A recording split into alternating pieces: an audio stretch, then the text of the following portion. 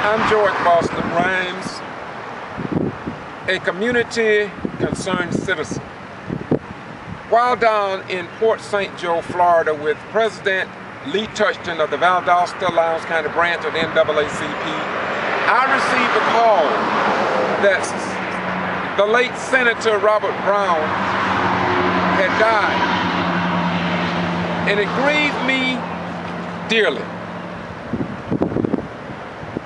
Many will question the manner in which he died, but to this individual, what is more important to me is how he lived his life as a senator, as well as a candidate for mayor of Macon, Georgia.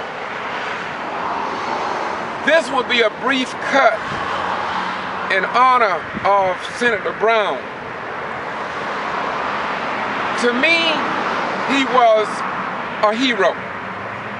He should be aligned with Dr. Martin Luther King, Tyrone Brooks,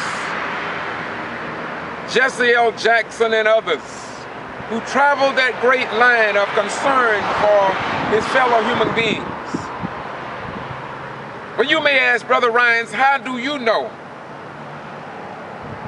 Senator Brown?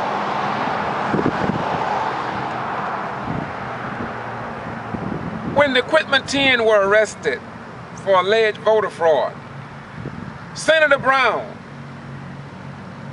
was instrumental in giving the Quitman 10 and the citizens of Valdosta some relief along the lines of justice and media exposure, along with the examiner out of Macon, Georgia, Mr. David up there.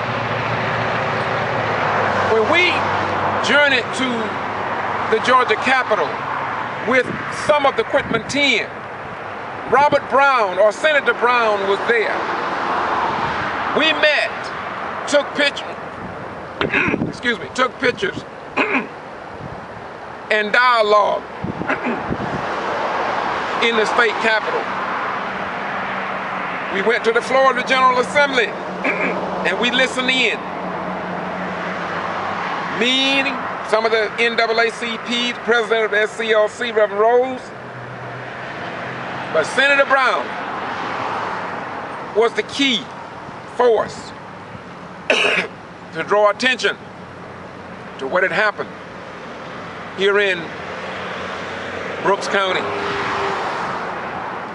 It was Senator Brown who spearheaded and came to Quitman, Georgia, along with Tyrone Brooks, David Lucas, Helen Butler, and others, to try and put a face on poverty and election disenfranchisement of voters.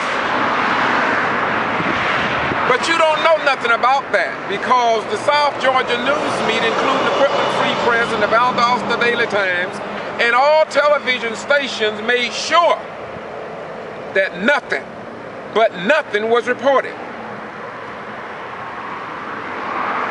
Senator Brown also was instrumental in having the Quitman 10 to go to Savannah. Big rally in Macon. Came back to Quitman with nearly 200 people. But all was a whiteout here in South Georgia, because South Georgia don't have a news media that is sensitive to the black African American and the poor white citizens' experience and problems. In my most humbled opinion, and I'm available to be challenged even on national news, to see and examine what historical facts do I base that upon. CNN, MSNBC, none of those major news media networks came when we had civil rights heroes and sheroes to journey to Quitman. In fact, we have had a whiteout of the G.B.R. allegedly intimidating the citizens over in Brooks County. CNN didn't care. Nobody seems to care. But Senator Brown cared. And so regardless of how Senator Brown died, more importantly to me is how did he live? How did he live and what did he stand for?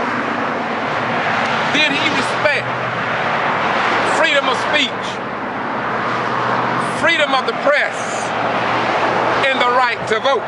Did he stand for that? And if you ask the citizens in Brooks County, they will say yes, yes, yes. Because when the news media would not tell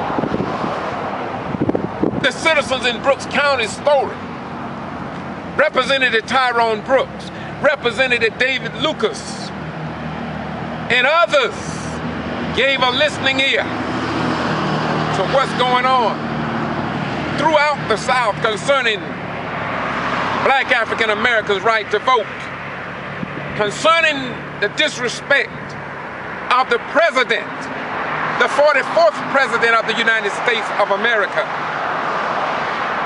A new precedent has been set in the United States of America. And Senator Brown addressed that issue, that no president in the history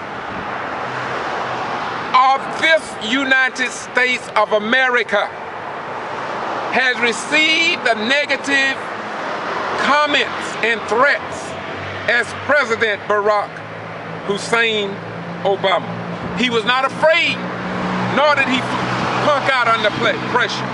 And so I came today to stand before this flag of the United States of America, where we all, black and white and Christian and Muslims and Jews and others, have all gave their blood through sacrifice, that this republic will still be standing. Senator Brown was disrespected here in Brooks County, disrespected in South Georgia in general, but he is and always will be in the archival record of South Georgia on Boston G.B.R, on kvci.blogspot.com. We will make sure that Senator Brown received the recognition that the South Georgia news media should have given him in the Serenity Museum, as well as Valdosta Museum and the library in Quitman. We will work to see that done because he stood with the oppressed people at this dispensation. And now I want to close this note out to the family of Senator Brown. Our condolences go out to you, and we say to you, don't be ashamed. Hold your head up high. We don't know what was in that man's mind, but there's one thing we do know, because I have it on video. He talked about what was happening with the black-faced people, and that we still has a long ways to go. He addressed that concern publicly, but the South Georgia and CNN and other news media outlets, not only in Georgia, but across the nation, ignored the great words and the connectiveness he gave to the Quitman 10. The Quitman 10 that everybody seemed to be ignoring, including 60 Minutes, 48 Hours, and a host of others. They are ensuring that the whiteout continues. But there are some of us that will continue to fight until truth becomes a real reality in the United States of America. And so we close by saying to you, we do what we do because we love the United States of America. And when you love America, you will work to make America a better place to live and raise your children. This is kvci.blogspot.com saying to you, bye-bye, we gone. And to the family of the late Senator Robert Brown, thank you for coming to South Georgia. When they tried to ignore us, you were there. Thank you, Representative Tyrone Brooks, David Lucas, Helen Butler, Miss Ruffins, Reverend Joseph Lowry for sending your group to Valdosta. Bye-bye. We go.